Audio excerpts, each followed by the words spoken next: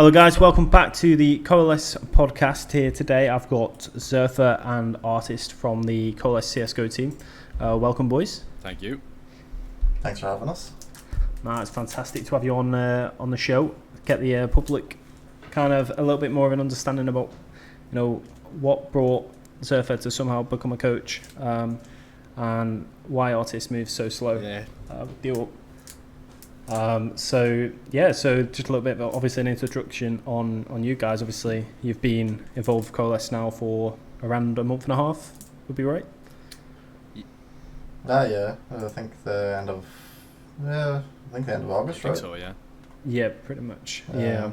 And obviously, in those times, we've had some slight changes, some problems and some issues within the lineup, and I guess best thing we could do is kind of get the negative things out of the way and address kind of what was happening and why we felt we needed to maybe make certain changes to the lineup and how bringing in Timo kind of came around. So the original roster was me, Giraffe, Extinct, Fault, and Crit. We kind of learnt early on that Crit is the type of player that he should be the star player. He should be playing in the main roles. But we kind of figured that there was no room for that in this team, and we couldn't really push people away because certain players need to play in certain positions. And if we changed way too much, then we couldn't hold to a certain standard and currently play at the level we're playing at without taking 5 steps backwards. So we initially tried him more supporty. We tried him as a lurker, rather than get him away from the main spots that you should play. But he was doing well, to be honest. It went as best as it could have. But I think when you played Nook, I think it was very apparent that when he was playing Nook, when he was playing Ramp, he just didn't really know what was going on. And then we had a little meeting with the team, and we were just saying we need someone a bit more supportive, someone that's going to, maybe buy a FAMAS to get a few nades or whatever it is, someone more suited to that type of role. So we kind of made that decision pretty early on because we don't want to slow our progress down and we don't want to damage, what he is as a player. He is a very good player, but it just wasn't fitted for the team at the time. So that's when we picked up Timo, which he fits those roles perfectly. Yeah. So it was just that he was fitted more to that role than Crit was. And if we were looking for a star player, someone in the connectors of the maps, Cole, Crit, 100% the type of player that you kind of want in their team.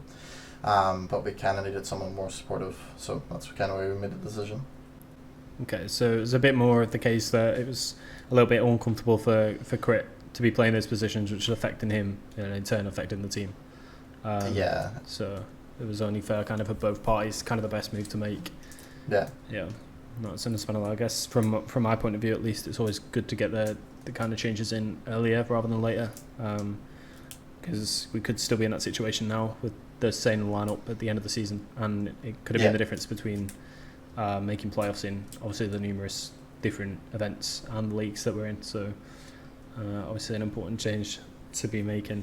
And I guess the other change that we've had throughout the season is bringing in Jack in a coaching role, which obviously probably a little bit different, but it's something we're kind of seeing more now, I think, in CS with people who have casted before or been analysts and basically spent their entire life watching the game, taking roles up in coaching or management. Kind of how is I guess a question for you, Jack. How have you found it kind of fitting in with the team, and obviously you had a good relationship before joining, but how is it now, and are you enjoying it? Oh well, I'm absolutely loving it, to be honest. I've had obviously a really good relationship with the lads for the best part of probably about 2.5 years now, I'd say, Tom. We just kind of met through Pulgan and stuff, and I became friends with all the lads, and basically we were just the lads are the reason that I kind of got into casting. I kind of started just casting as a meme, with their games. They were oh, we kind of needed a caster for Chrome GG, was their org back then, and I was like, oh yeah, sure, I'll do it. I wasn't getting paid for it or anything like that, but just, you know, do it. Thought it was a bit of fun then, but I was kind of always in the inner circle of the team. Like Tom will always say it as well. It was like I was always kind of a part of the team, whether or not I was officially part of the team. I was kind of just like there on the outskirts, trying to do a little bit if I needed help. Tom would usually come to me with all his problems and all his headaches. There'd be many a late night in TeamSpeak where my ears would be absolutely melted listening to all the problems. But I'm really enjoying it, to be honest. And well, I mean, we've had some pretty good results since bringing me in. So. I'm not saying it's all down to me, but no. But touching on that kind of area, then obviously, I guess a question some people might have is how much are you involved in the strategy and the tactical side of the game, or is it more of like a mentality sort of thing? And you know, you're in there, and of course your opinion's valued in certain situations, but you maybe not that. Classic coaching role, effectively, is what I'm trying to say. Yeah, I would say, see, Tom is the mastermind behind everything. You know, like he comes up with all the strats, all the ideas. Seb and Mattis have kind of come in, of course, Extinct and Volt. They kind of help him out with a few things. I wouldn't say I'm too directly involved with the strategic side of it. I would say that, you know, I help out where I can, and of course, as you kind of said there, you put it nicely, like in certain situations my opinion is definitely valued, but a lot of the time it is just me just kind of, you know, saying things that the boys already know, but they just need to be reminded about when it's in the server, because they're trying to concentrate on so many different things. You know, they're trying to make reads about the game, but there might be, you know, small little details that they just miss that I'll notice, because I've learned a lot over the past maybe year and a half just from casting games and just from watching how the boys play as well, knowing what they do, knowing I'd say before I even joined like as a coach, I could probably tell you every single strat that they did on nearly every single match, because I've been casting them for so long. Like it's pretty ridiculous. But no, I would say I'm mostly just there to kind of keep the vibe up and just kind of give a little bit of a push when it is needed. But yeah, hoping to now in the next few months kind of get more into the strategic side. That's now if Tom will let me, you know. If he's very hands-on IGL, and I don't know if he'll let me go near his baby, so to speak. Yeah, I mean, obviously I get all the TeamSpeak recordings after the games anyway, and like there's been a couple there's one that stands out in particular. It was on I can't remember who it was against, but it was on Nuke, and I think it was actually the game qualifying for Fancy Expo, and it was a Nuke. I think it was the last map, and I think you called. They've not done the fast B pop yet, and like the round that came was the fast B. The fast A pop, and the round that came following was a fast A pop. Yeah. Like, and I think you're kind of talking on that kind of thing where you're noticing and tracking things that maybe the guys don't have the time to do within game. Because I mean, I've seen it myself, kind of worked with teams who've had coaches and teams without, and I think the difference is massive. And I've worked with completely different coaches as well, and like I think there's an importance to both sides. Yeah, definitely. So, I think it's important. Like Tom will even tell you, like it kind of started off as a little bit of a joke, like kind of we'll get you in as a coach, you know, because it's like, let's be real, like an extra eye in the server, it's not going to harm you in any single way, you know. It's if you don't have a coach and you have somebody that's willing just to come in and just keep an eye on something that knows a little bit about CS, like it'll probably help your team an awful lot, even if they're not even doing anything strategically, even if they're just coming in and just kind of going, all right boys, come on, you're much better than this team. Like that's pretty much an insight into my coaching is these guys are pretty fucking trash. Like let's go out and beat them. Like, but yeah, no, it's been a lot of fun. Yeah, no, it's good. So I guess like we should really talk about kind of the early success, if you can call it that. I mean, it's success to ourselves because, you know, we've been setting like small goals within the team from yourselves. I mean, you all have your own goals anyway. And we don't necessarily put pressure on you guys to like achieve said goals, but it's nice to kind of have them there. And obviously, coming into Advanced this season, did you feel that you should be making playoffs, or was it more of let's see what we can do, kind of coming in to it, Tom, and like obviously kind of how you saw the season and the importance of it, and you know how you thought it was going to play out?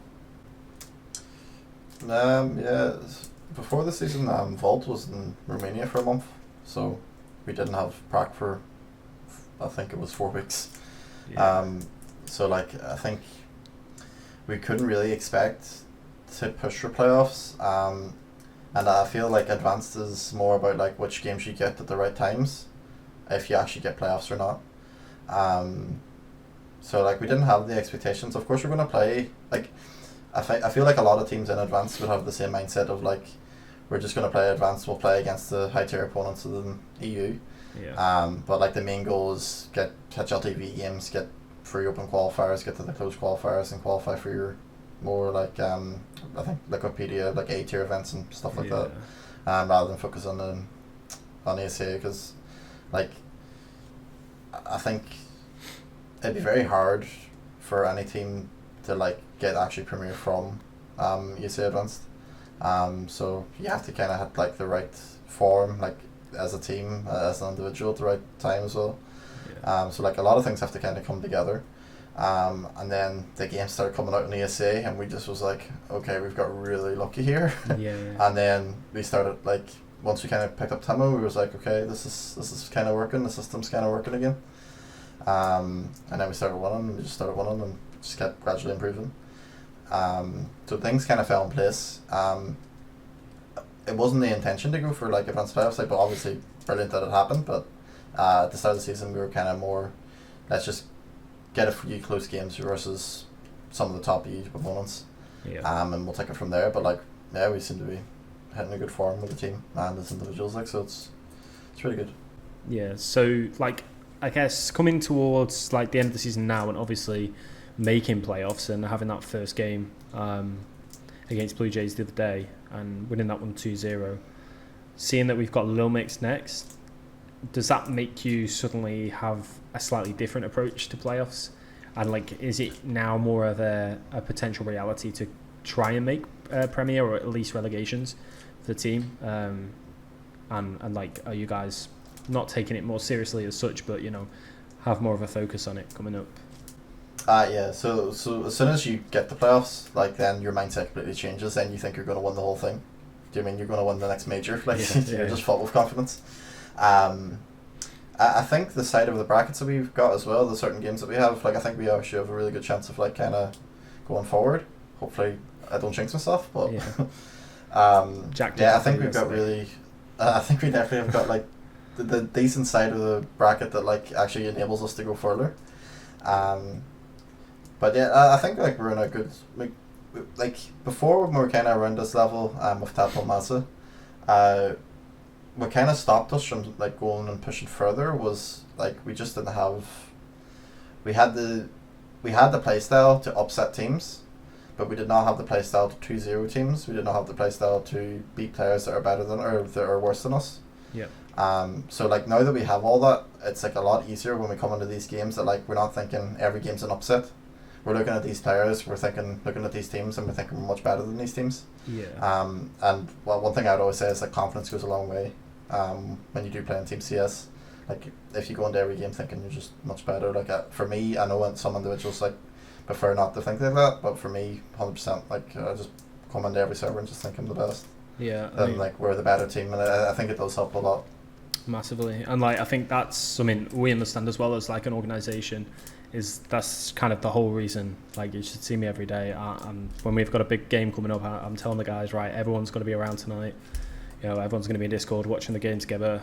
make sure you tweet and supporting the guys, because I mean, like, if we can't even show the sport to you guys, how do we expect other people to?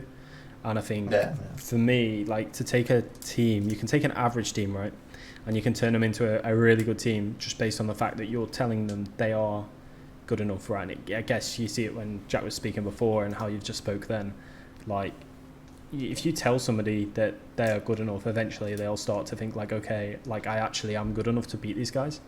And I've seen it like time and time before, and for us, we just kind of want to like make that atmosphere for you guys. So it's, you know, my mindset is to kind of make a professional atmosphere for you guys, because I guess it's something that, like, obviously with UMX it was great, but it wasn't that full feel, you know, professional kind of environment for you guys to be in. Like, for example, LAN and stuff and boot camp and all those things we'll come on to in a bit. It's like kind of dealt with for you, and you're left just to focus on the games.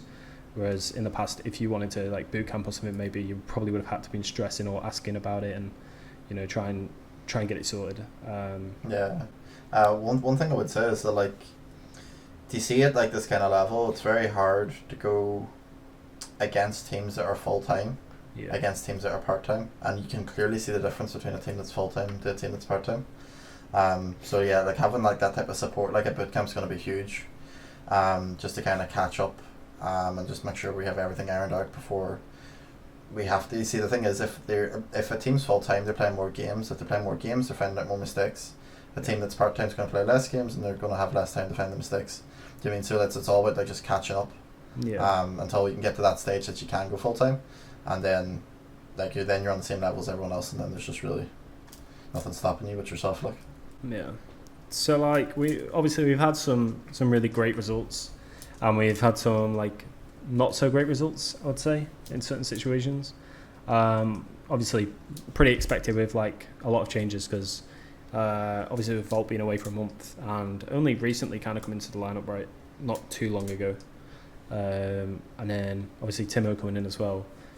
Like, there's still going to be like a lot of loose ends, a lot of mistakes that we need time to kind of figure out, and how we fix those.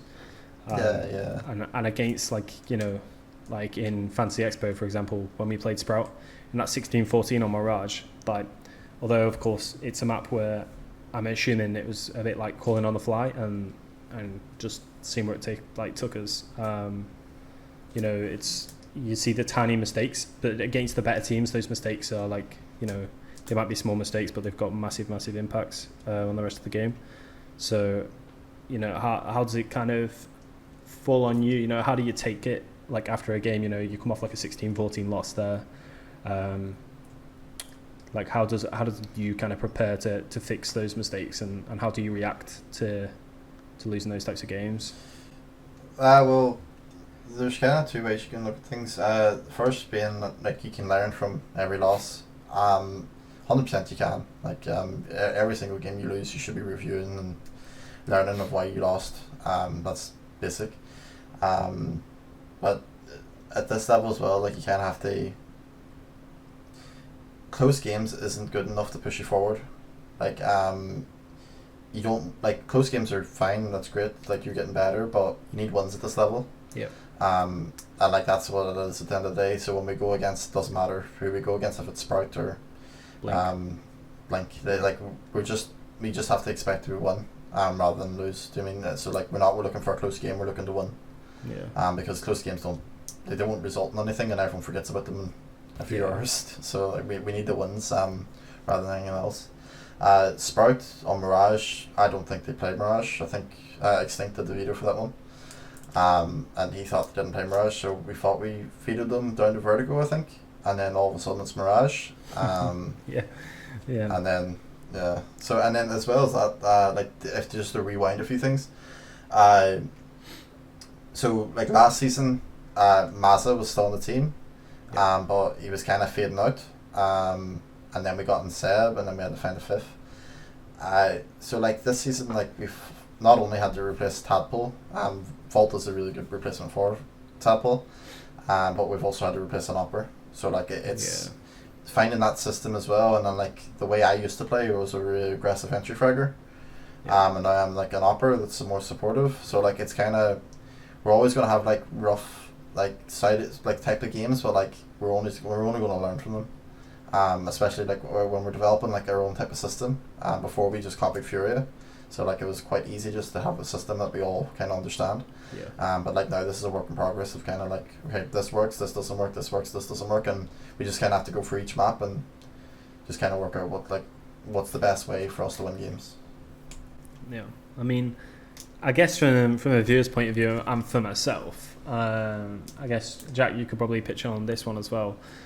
Like, I mean, you've casted them loads, right? So when you're sat there casting them in the past and we're watching them now as a coach, obviously we're super aggressive compared to a lot of teams, and to the general viewer or even and some people who are playing Team CS, it can become almost like frustrating to see us lose certain rounds where maybe like, for example, on Mirage the other day, you know, we had bomb down. I think we were a 5v3 or something, and you know, I think Extinct boosted over on ticket and tried to take the fight, which for us guys is kind of like a normal thing, but to other people it might be like, why has he done that? Like, do you guys have like a reasoning behind that ultra aggression, and like, is it something that it is literally, this is how we're going to play and you're going to respect us for doing that? I think it's a little bit of both. That instance that we're talking about there was a flash so thrown, and Mattis thought he hadn't opened, and Mattis thought he had a kill. Yeah. He jumped up on ticket and he got taken down, and like I remember watching it in the coach slot, and I was like head in hands. I was like, oh no. I was like, oh, we're after giving away a kill here.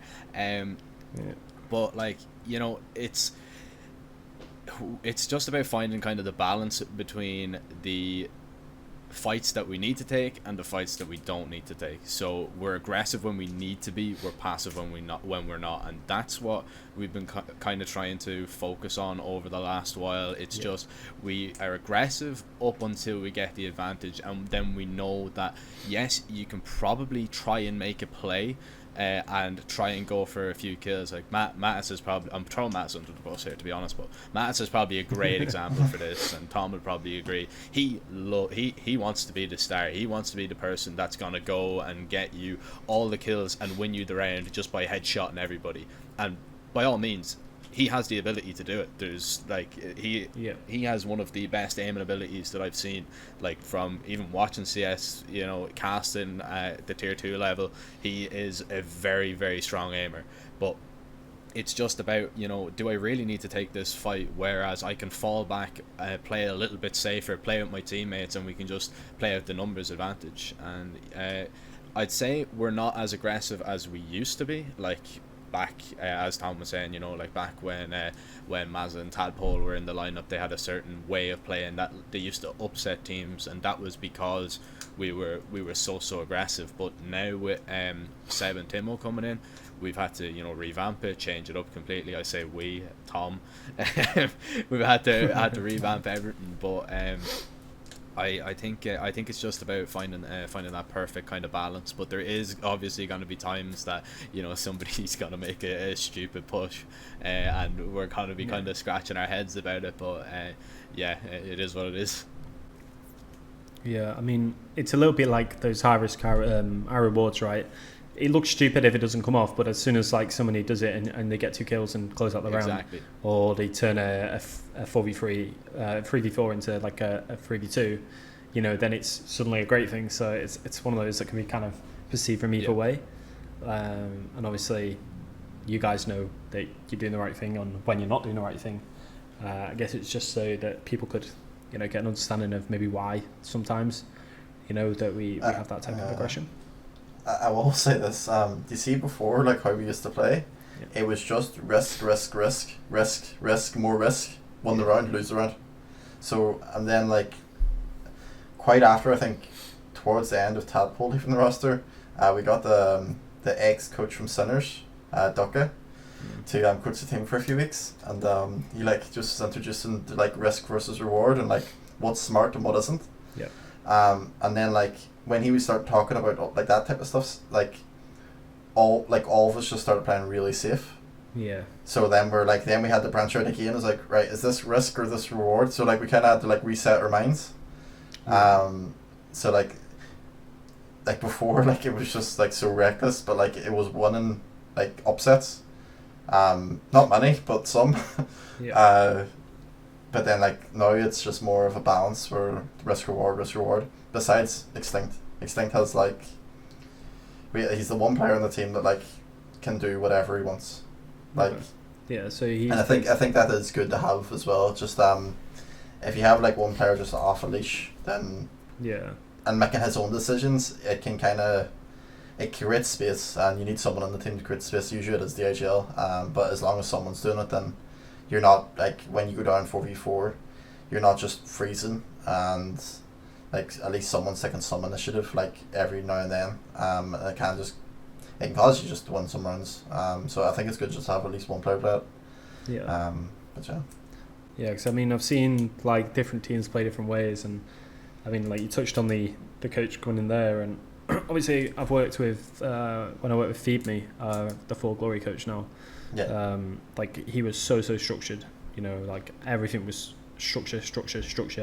He was, you know, not too much initiative, really, but it was one style of coaching I've seen compared to kind of like how we play in the like opposite ends of the spectrum.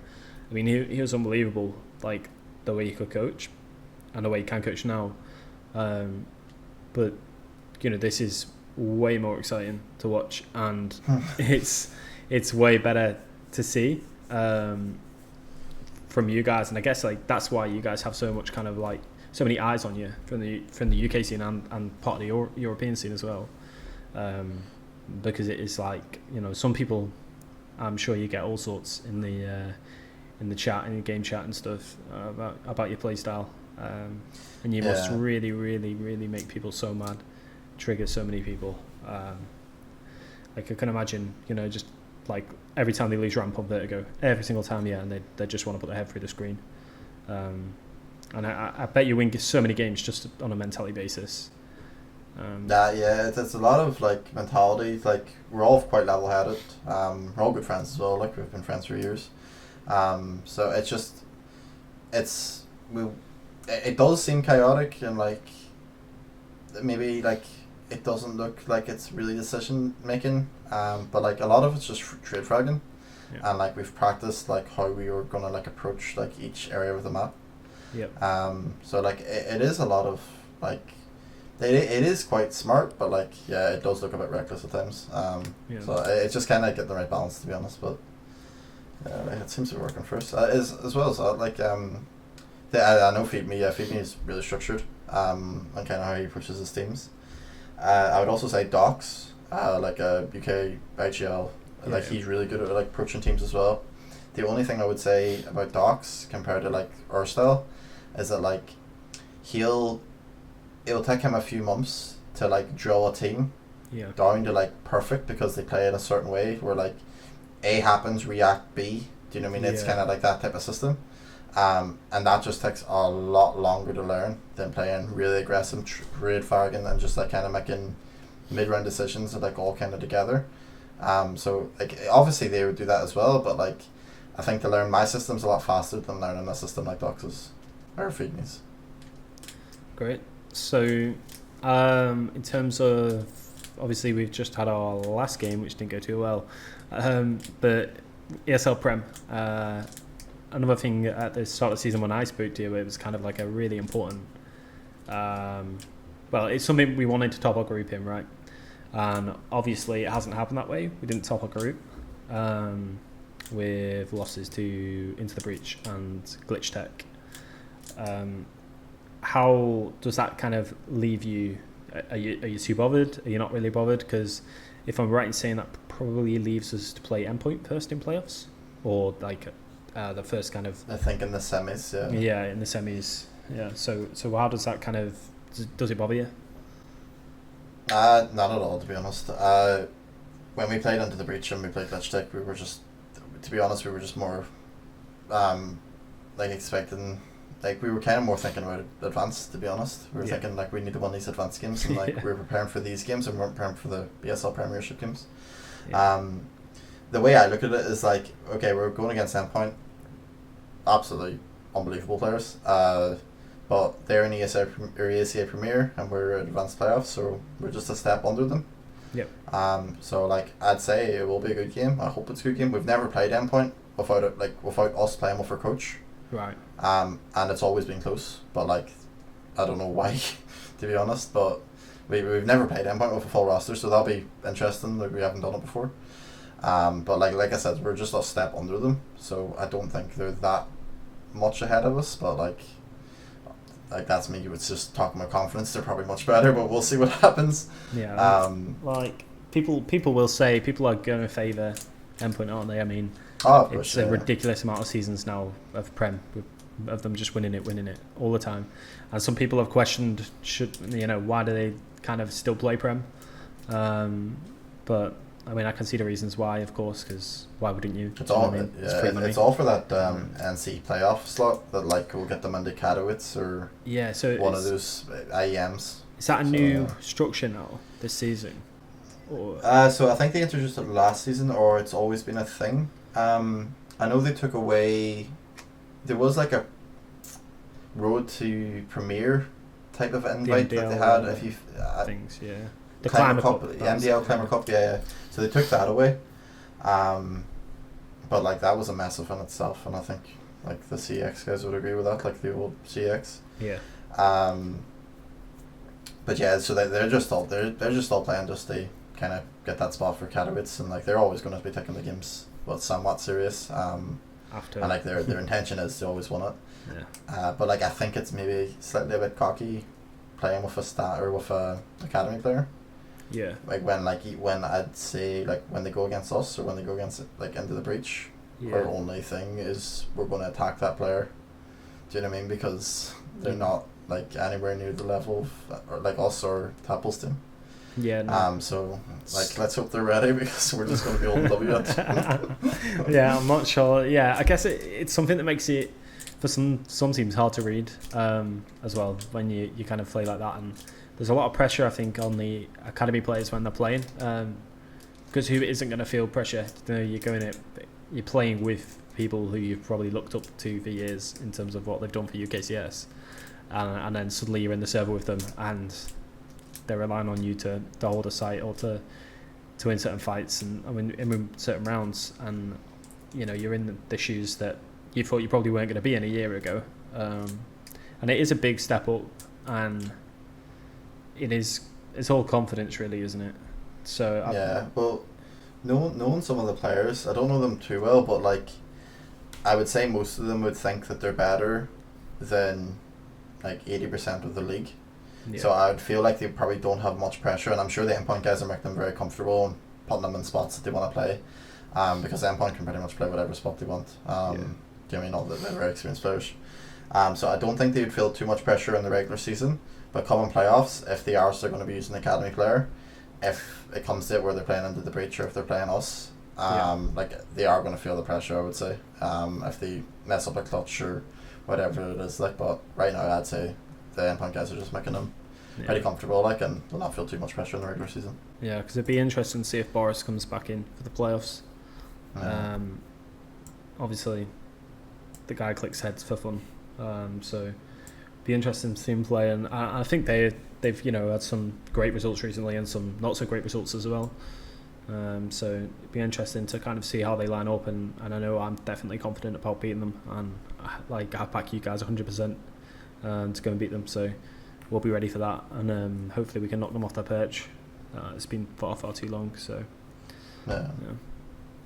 so obviously we've got playoffs, and of course like our aim is to win that, and then I guess we're looking further into the future after that. Of course we've got Kaiser League as well, which I guess from what I can grasp isn't too much of a major part to your plans at the moment. Like, it's not something we're taking massively seriously.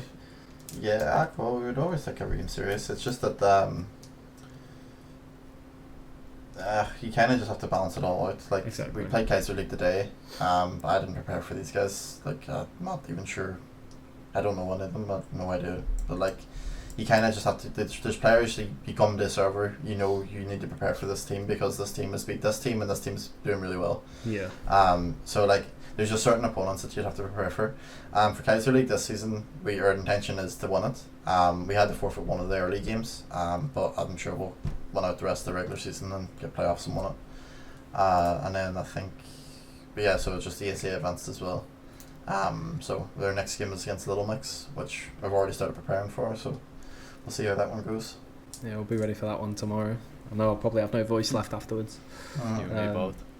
And then, yeah, exactly, man, exactly. So then, obviously, moving past playoffs and stuff, and I guess towards like the next season, we've got boot camp coming up, just prior to Epic, and obviously, that's going to be a really important time for us as a team, and you know, being able to kind of have that intense week of fixing the small mistakes that we know we've got and finding the ones that we have, and kind of preparing both for Epic and the next season of events.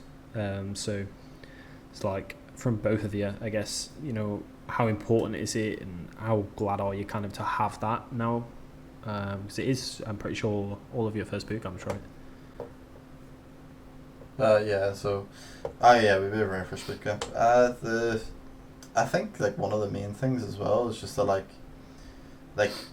all of our kind of success, even if it's little or however the way you see it, like we haven't been able to meet up or to celebrate in person, or do you know what I mean, because of COVID. Yeah. So like we'd be celebrating like everything that's kind of happened as well, and just kind of meeting up, and I think like that's gonna bring us a lot much more closer as a team as well.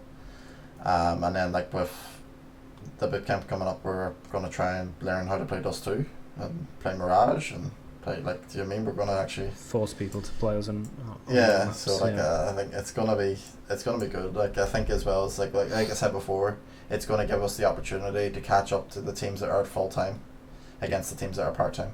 And like boot camp is the perfect way to do that. And then like the week after we play a LAN as well, so like that'll be big as well, because it'll be like I think two of the guys' first LAN. Yeah.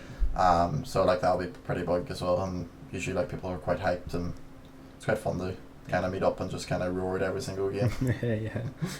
Yeah. So obviously, Jack, from your point of view, obviously you're not going to be able to come to the boot camp itself, but you can still coach from home, I guess, and also still kind of see the benefits of what it's going to bring. So like from your point of view, kind of, you know, how do you think it's going to help the team, I guess? Well, it's going to help the team massively. That's just putting it straight, to be honest. I mean, I've never heard of a team go to a boot camp and then come back worse as players or have a worse relationship, especially because, you know, not yet until I'm on TeamSpeak for it. Tom is still in the 8 a.m. he's still, what you call it, he's still in the boot camp, just talk to me. Oh, Jack, it's all gone wrong. But as Tom said, like, this is probably the first time that a lot of people are going to be meeting. It's got like the LAN is going to be the first time I'm meeting the lads like ever, and we've been friends for like 2.5 years, so that's going to be fun in itself. But from a team point of view, like when you go to a boot camp, you get to see what people are like in real life. It's completely different. You get to, you know, build a little bit more of a bond that you kind of already have, and you can fix those mistakes as well when you're the mistakes are probably a lot easier to fix when you're actually in a room with somebody, and you can, you know, explain to them, okay, well, this is what you need to do, you know, this is what we need to do. We can, you know, get over these issues and small problems. And especially, as Tom said, learning a new map, that's going to be very interesting, to say the least. So there'll be a few headaches, I'd say. So you might have your hands full with that one, Sam. But yeah, it'll be interesting. Yeah, sure. No, I think it'll be a lot of fun. I think the lads are all looking forward to it. They're very excited about it anyway. But the main goal is probably just going to Epic LAN and seeing what we can do there. Yeah, I mean, obviously Epic coming up, and besides like the competition, like you said, I don't think anybody's seen anyone in like 2 years. You know, it's not often, like even normally, that you get to like meet up with everyone, and I guess like you like your best friends in are in esports, and you literally speak to them every day, and it's over a screen. So like to actually meet them and kind of be able to just chill with them, go grab a drink, because you guys are probably half cooked playing now on Friday.